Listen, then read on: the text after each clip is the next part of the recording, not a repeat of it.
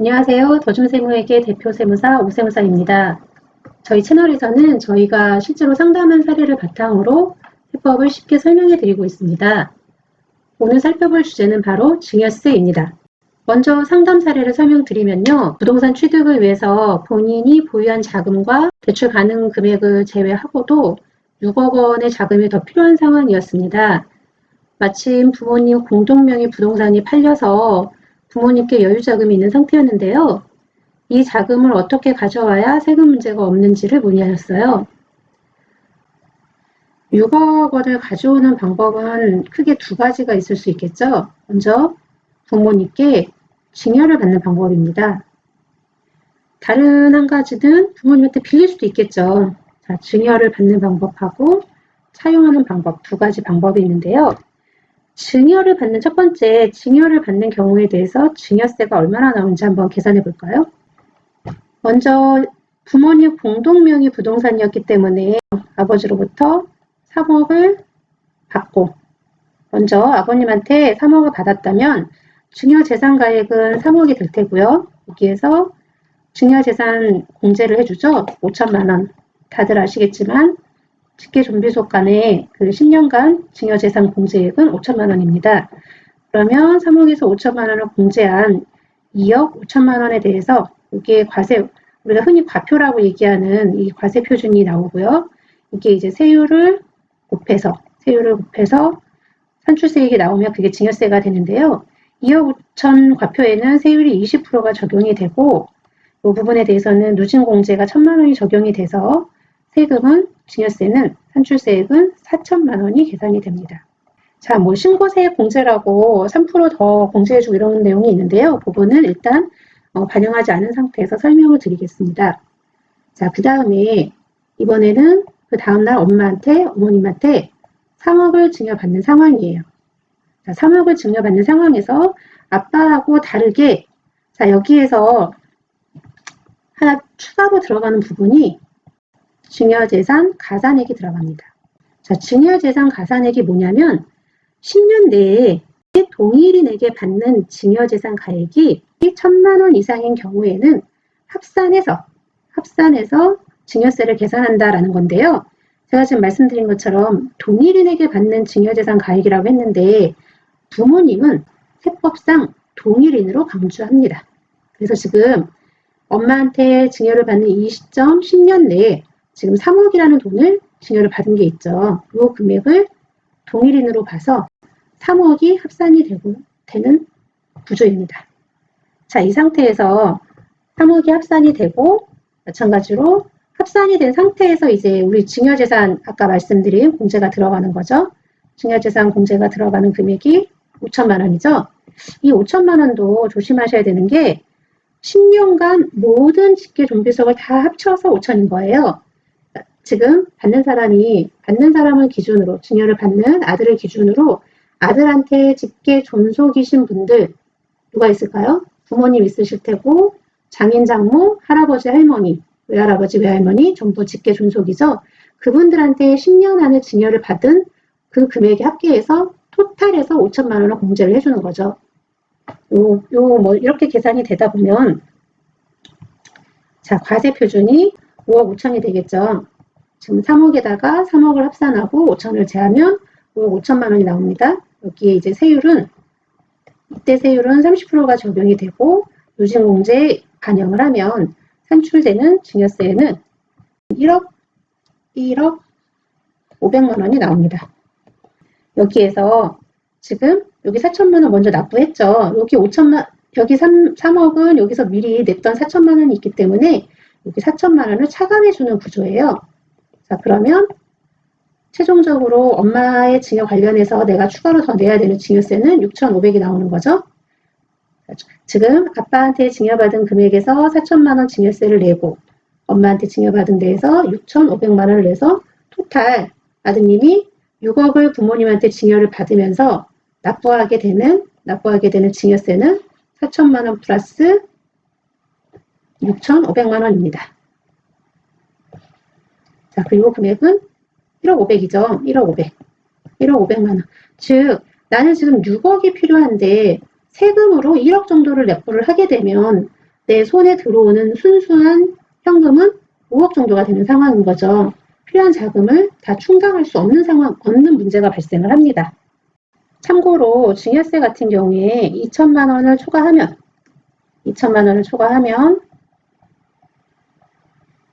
5년에 걸쳐 최장 5년 내에 나눠서 내실 수가 있어요. 2천만 원이 초과하면 5년 내에 연부연납이라고 표현을 해요. 연부연납이라고 표현을 하는데 5년에 걸쳐서 나눠서 내실 수가 있어요. 지금 나눠서 내는데 물론 이 기간에 대한 이익을 보는 만큼 일종의 이자를 붙여서 내셔야 돼요. 그걸 연부연납 가상금이라고 얘기를 하는데 이 가상금 이율이 지금 현재 연 1.2%예요.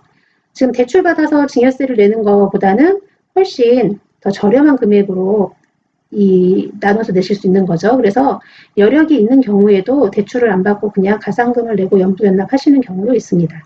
오늘 그냥 참고로 말씀을 드렸고요.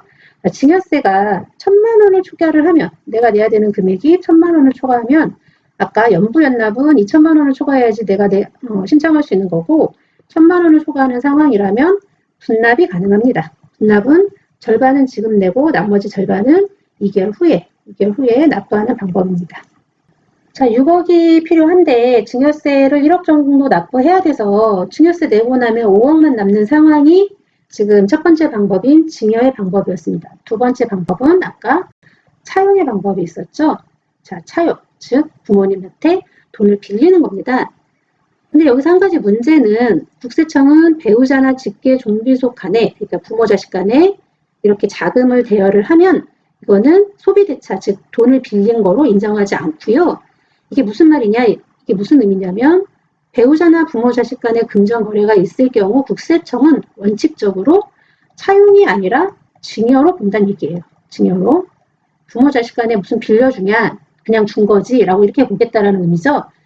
원칙적으로 증여로 보기 때문에 진짜로 빌려준 거라면 그거를 입증할 만한 근거가 있어야 됩니다.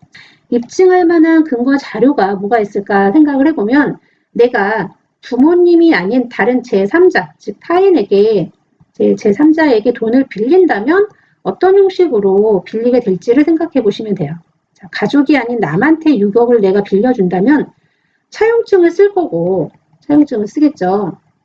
차용증을 쓰고 차용증에는 이자가 몇 프로인지, 자, 이자 몇 프로 줄 건지, 그리고 이자 연체하면 어떻게 할 건지, 그리고 원금은 어떻게 상환할 건지, 자, 원금 상환하는 방법, 그리고 언제까지 상환할 건지, 이런 것들이 기재가 되겠죠. 그리고 한 가지 더, 이 금액이 사실 6억이면 굉장히 큰 돈이잖아요. 그럼 당연히 뭘 요구하겠어요? 담보를 요구하겠죠.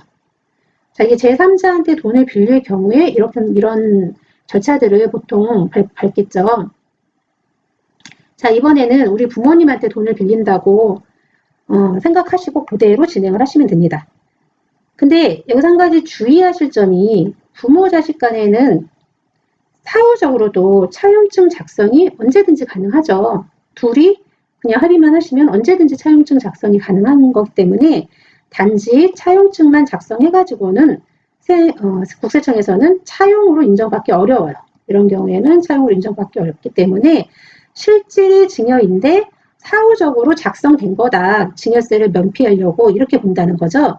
그래서 추후 세무조사 등을 대비하려면 실제로 자금을 빌리는 시점에서 차용증을 작성하고 이 빌리는 시점, 즉 차용증 작성한 시점에 대한 인증을 받아두셔야 돼요.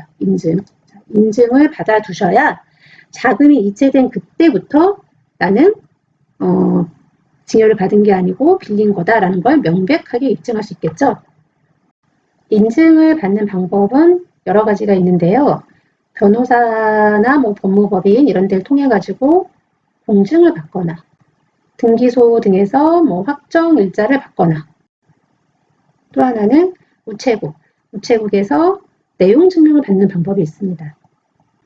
돈을 빌린 날짜에 대한 인증, 차용증에 대한 인증을 받는 방법이 공증이 있고 확정일자가 있고 내용 증명이 있는데요. 민법상 효력은 각자의 경우가 다 다르겠지만 그건 논외로 하고 세법상으로는 돈을 빌린 시점이 명확하기만 하면 되니까 가장 비용이 적게 드는 방법을 선택하시면 됩니다. 일반적으로 내용 증명을 많이 이용하시죠. 차용증에 기재돼야 될 내용 중에 중요한 게 바로 이자죠. 이자.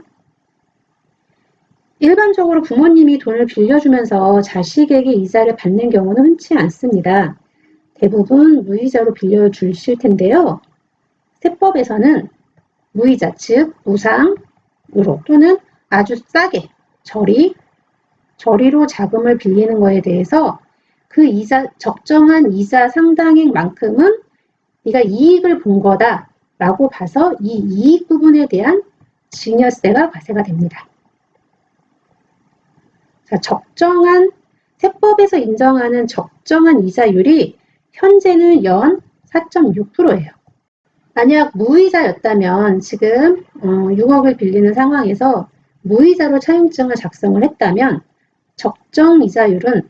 세법에서 인정하는 적정 이자는 6억에 연간 4.6%를 곱한 금액이 계산을 해보니까 2,760만 원이 나오네요. 자, 2,760만 원. 요 금액.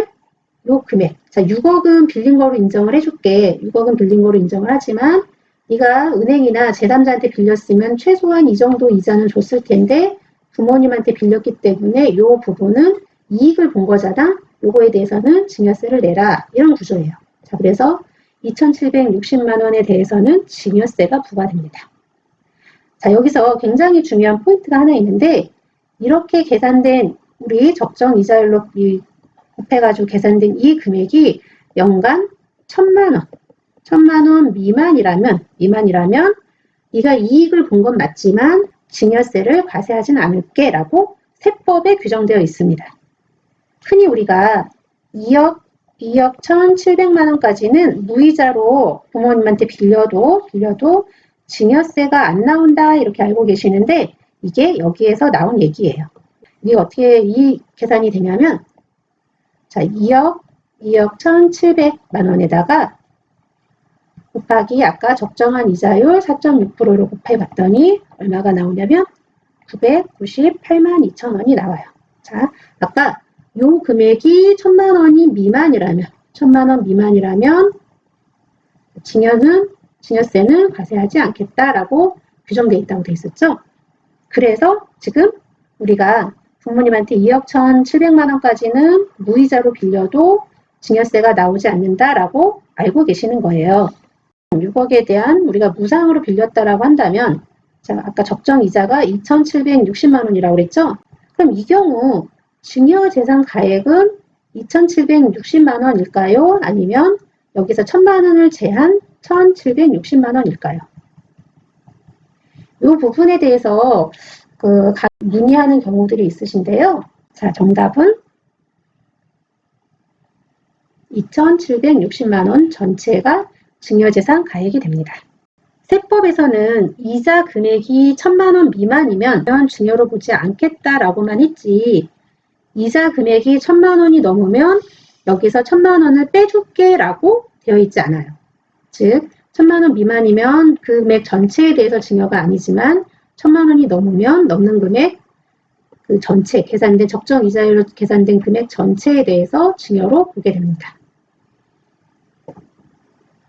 만약에 6억에 대해서 무이자가 아니라 4.6%보다는 저리인 2%로 약정을 했다면 증여가액은 얼마일까요? 자, 우리 적정이자로 계산하는 게 4%였는데 내가 부모님한테 2%는 드렸어요. 그 얘기는 요 나머지 2.6%에 대해서 증여로 보겠다는 얘기인데 만약에 2.6%로 계산한 이 금액이 1,000만 원이 안 넘는다면 증여세는 과세되지 않겠죠. 자, 이거 계산을 한번 해볼까요? 6억에 대해서 4.6%하고 2%의 차이, 즉 2.6%를 계산을 했더니 1,560만 원이 나오네요. 1,560만 원. 이 금액이 1,000만 원 넘기 때문에 1,560만 원 전체가 증여재산 가액이 되겠습니다. 자, 1,560만 원이 증여재산 가액이라고 해도 10년 동안 5천만 원까지는 증여재산 공제가 되기 때문에 5천만 원까지는 증여세가 나오지 않는 구조였죠. 자금을 빌리시기 전에 증여를 받은 적이 전혀 없으시다면 1,560만 원, 즉 한 3년 정도까지는 이 금액을 계속 내신다라고 해도 증여세가 나오지 않는 구조인 거죠. 그 안에 원금을 상환을 하셨다면 증여세 문제 없이 마무리가 되는 이런 상황이십니다. 무이자가 아닌 절이지만 어쨌든 이자를 지급하는 상황이 되면 세무적으로 좀 복잡한 상황이 발생을 하는데요. 자, 돈을 빌려간 아들은 증여세를 내고 돈을 빌려주신 분은 부모님은 지금 이자 소득이 발생하는 상황이죠. 이 부분에 대해서 종합소득세를 납부하시게 됩니다. 자, 그러면 한 가지 더 주의해야 될 게 뭐냐면, 자, 아들이 부모님에게 지금 이자를 지급을 하면서 27.5%를 떼고, 즉 원천 징수를 하고, 이자에 대한 원천 징수를 하고, 나머지만 아버지한테 드리고, 요 원천 징수된 이 금액에 대해서는 다음 달 10일까지 그 내역에 대한 신고와 납부를 하셔야 됩니다. 자, 이거는 아드님이 해야 되는 역할이에요. 부모님은 이자 금액에 대한 종합소득세, 이자 소득이 발생한 거에 대해서 종합소득세를 납부하셔야 되는 구조입니다.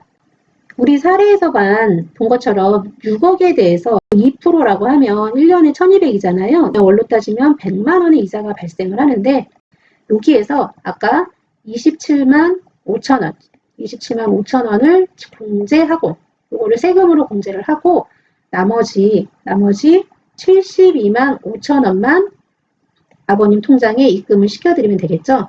자, 그리고 이 금액에 대해서는 다음 달 10일 날 신고하면서 아드님이 납부하시면 되는 거죠. 자, 이렇게 되면 아버님은 매달 100만 원 이자 소득에 대해서 12달, 12달이라고 한다면 1200만 원에 해당되는 금액에 대한 세금을 종합소득세를 계산을 하고 여기에서 이 아드님이 미리 뗐던 금액 요 27만 5천 원 1년으로 따지면 이게 330만 원 정도가 되는데요. 여기 1200만 원을 세금을 계산을 하고 요 세금 계산한 데에서 기왕에 먼저 납부한 330만 원을 공제해주는 이런 구조로 아버님은 세금을 납부하게 되십니다. 자, 지금 살펴본 것처럼 아버지와 아들 모두에게 굉장히 번거로운 세무 처리가 발생을 하죠. 그래서 대부분은 실제로 실무에서는 무이자로 금액이 아까 2억 1,700이라고 문제가 없는 경우가 2억 1,700까지는 증여 문제가 없다라고 말씀을 드렸는데 이 금액 이상이라고 해도 대부분 무이자로 약정을 많이 하세요. 무이자로 약정을 많이 하시는데 여기서 한 가지 문제가 뭐냐면 나는 빌린 거고 무이자니까 그 원금을 상환하기 전까지는 어떤 액션이 나오는 게 없죠. 아빠한테 돈을 6억을 받은 이후에 이 부분에 대한 어떤 액션도 없는 상태에서 혹시 이 상태에서 국세청에서 증여로 보겠다라는 상황이 발생을 하면 빌린 거라고 주장하기가 좀 난감한 상황이 발생이 되는 거죠.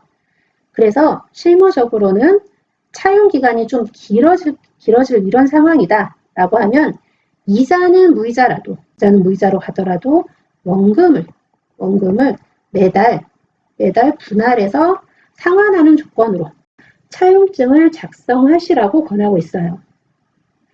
이때 매달 부모님 계좌로 입금을 그러면 우리가 매달 100만 원씩은 원금을 상환한다라고 약정을 했어요. 차용증에. 그래서 부모님 계좌에 100만 원을 무이자니까 뗄 거 없이 100만 원을 입금을 해드렸습니다. 입금을 해드리고 아들 이름 홍길동 이렇게 해서 입금을 했어요. 그러면 자, 이 부분에 대해서 세무서에서 이거는 이자 원금이나 이자 이런 차원이 아니라 그냥 아버님한테 부모님께 생활비 드린 거 아니냐 내지는 아버님께 용돈을 드린 거 아니냐 이거는 차용 원금에 대한 상환으로 보기 어렵다 이렇게 주장을 할 수도 있죠. 이 주장에서 이런 의심에서 벗어나려면 저희가 말씀을 드리는 게 이렇게 입금을 할 때 홍길동 이렇게만 입금하지 마시고 원금 1회차 자, 그 다음에는 원금 2회차 이런 식으로 내가 원금을 상환하고 있다는 걸 명확하게 표시하시기를 권해드리고 있어요. 자, 그러면 어떤 부분이 좋냐면 이렇게 하면 나중에 세무서에서 이거를 부인하기가 이게 이렇게 벌써 몇 년 전부터 원금을 상환하고 있는 내역이 꾸준히 기록이 돼 있고 그러면 이걸 세무서에서 이게 원금이 아니다라고 주장하기가 좀 어려운 상황이 될 테고요. 또 한 가지 좋은 게 뭐냐면 아까 무이자인 경우에 그 이자 적정 이자에 대해서 증여세가 발생한다고 했는데 지금 원금이 계속 상환이 되고 있는 상황이니까 당연히 원금이 매달 줄어들고 있으니까 증여 재산 가액이 그 이자 상당액이 줄겠죠. 그러면 증여세도 줄어드는 이런 효과도 있습니다. 자, 이렇게 차용증을 작성하고 뭐 이자든 아니면 원금이든 그리고 이 차용증에 대해서 아까 인증도 받아놓고 차용증 인증도 받아놨고 이자든 원금이든 계좌로 이체를 정확하게 하고 있는 상황이다. 자, 그러면 이렇게 해놨으면 나는 이제 100% 증여세 과세로부터 안전할까요? 아쉽지만 반드시 그렇지는 않습니다. 이렇게 몇몇 조건을 충족했다고 해서 무조건 증여가 아니다 이렇게 보는 게 아니라 여러 상황들을 종합해서 종합적으로 판단을 해요. 이게 참 애매한 말이긴 한데 종합적으로 판단을 하는데 우리가 이렇게 입증 자료를 좀 어느 정도 완벽하게 갖춰놨다면 차용으로 볼 가능성은 많이 높아지겠죠. 예를 들어 부모님이 너무너무 부자라 이 돈을 돌려받을 필요가 없을 정도이거나 아니면 돈을 빌려간 자식이 돈을 갚을 능력이 너무 없거나 아주 미성년자인데 뭐 수백억을 빌려줬다. 뭐 이런 상황이 된다라고 한다면 이거는 차용의 형식을 취하고 있지만 증여다 이렇게 볼 가능성이 있는 거죠. 이런 부분들 이런 부분들을 종합적으로 판단한다라는 의미입니다. 자, 그리고 부모가 자녀한테 이렇게 자금을 대여하면요. 국세청에서는 사후 관리를 합니다. 그래서 이 사후 관리가 뭐냐면 빌려갔다라고 했으니까 그래 오케이 빌려갔지 그럼 갚았어? 이거를 보겠다라는 거죠. 자, 부모한테 돈을 빌리고 차용증상에 언제까지 갚겠다라고 했는데 그때까지 갚았니? 내지는 예를 들어서 부모님한테 돈을 빌려서 내가 부동산을 취득을 했어요. 부동산을 취득을 하고 이 변제하는 그 조건을 이 부동산을 처분하면 처분 대금으로 갚을게요. 이렇게 차용증을 작성을 하는 경우들이 실무적으로 대부분 발생하는데요. 자, 이렇게 했으면 그 부분도 인정을 해요. 계약이니까. 그러면 실제로 부동산을 처분을 했는데 부모님에게 돈을 지급했는지 이런 부분들을 사후적으로 다 관리를 하고 있다는 얘기입니다. 자, 만약에 이런 것들을 이제 기간이 지났으니까 괜찮겠지 하고 부동산을 처분을 하고도 부모님한테 빌린 돈을 갚지 않았다라면 사후적으로 증여세가 과세가 될 수 있고 당연히 가산세까지 같이 과세가 되겠죠. 자, 오늘은 부모 자식 간의 증여와 차용 두 가지에 대해서 알아봤습니다. 자, 증여로 갔을 경우와 차용으로 갔을 경우 각각의 주의해야 될 점과 그 세금이 어떻게 계산이 되는지를 설명을 드렸고요. 증여와 차용과 각각의 장단점이 있었죠. 본인한테 가장 맞는 상황, 적합한 방법으로 활용하시길 바라고요.